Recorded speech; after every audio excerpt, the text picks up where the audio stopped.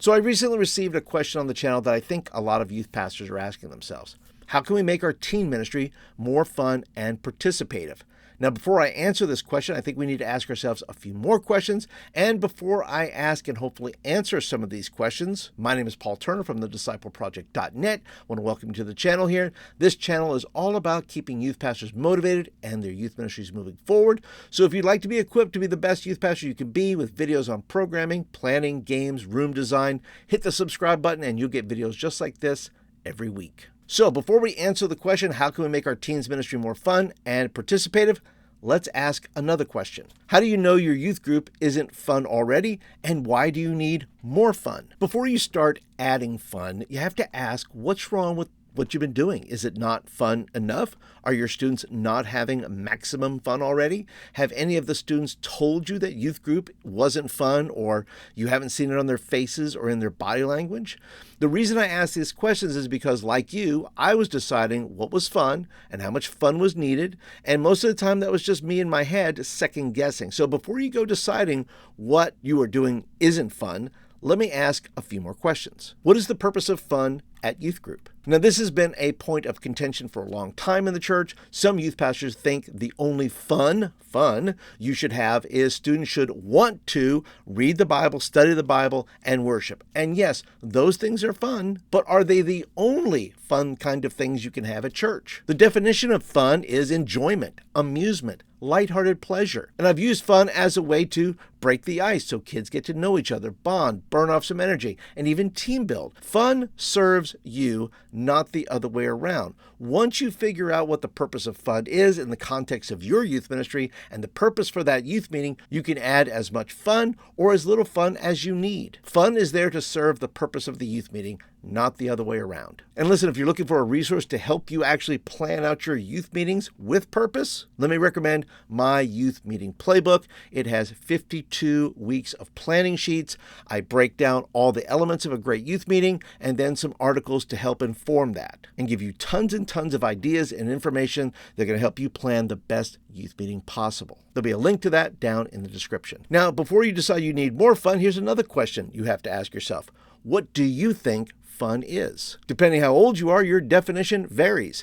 At 57, I think a nap is fun. I also think board games are fun, but neither of these would be considered fun by the students in my youth ministry. I have to be willing to expand my idea of what fun is. In contrast, if you're young, you may think edgy things like eating a hot chip, that's a negative by the way, are fun, but it also might be inappropriate for church. TikTok challenges are fun, but not all TikTok challenges are appropriate for church. Fun should have a purpose and lead your students into the next part of your youth meeting, ready to learn, participate, etc. And the last question I think you have to ask is, what do your students think is fun? My students think being on your phone, talking about inside jokes, and sharing memes are fun. Now, they may be fun, but they're fun for a sleepover maybe, not so much fun for a youth meeting. Now, if you want to know what is fun to them, ask them. Do you guys like physical games? Do you like screen games?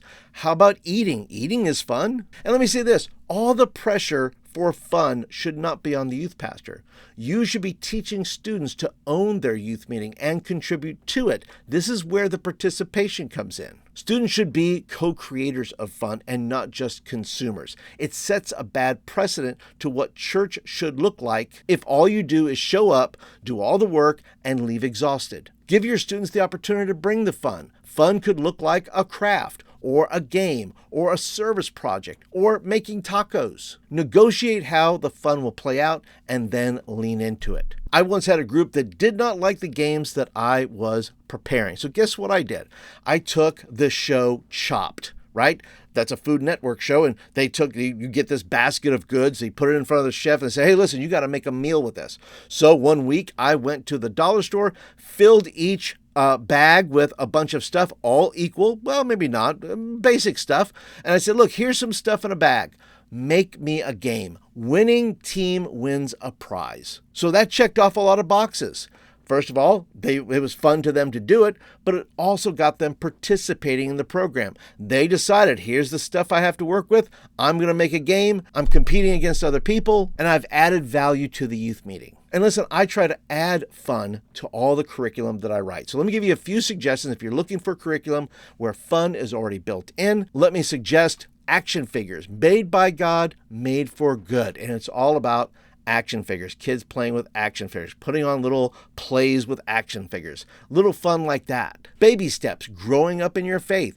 Tons of games in here about babies and growing up and eating baby food and all those kind of things. So those games that are baked into it that help not only create the fun and the participation you're looking for, but leads into the lesson you want to teach. Do the Math is a Christian living series where we go through adding, subtracting, multiplying, and dividing as part of the Christian life. What do you add to your life? What do you subtract from your life? How do you multiply your life? And how to stay away from divisive things. And the last one I'd suggest is Following Jesus, Challenge Accepted. Listen, it's a challenge to follow Jesus.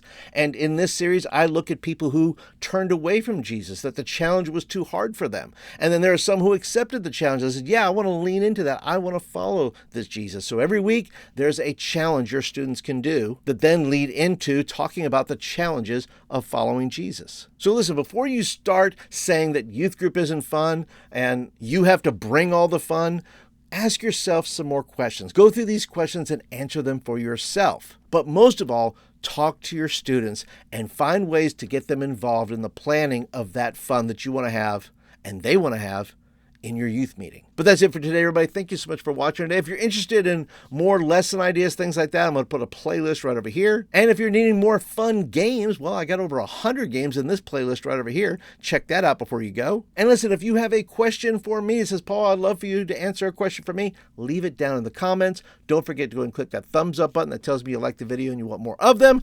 And I will see you all in the next video. Have a great day, everybody.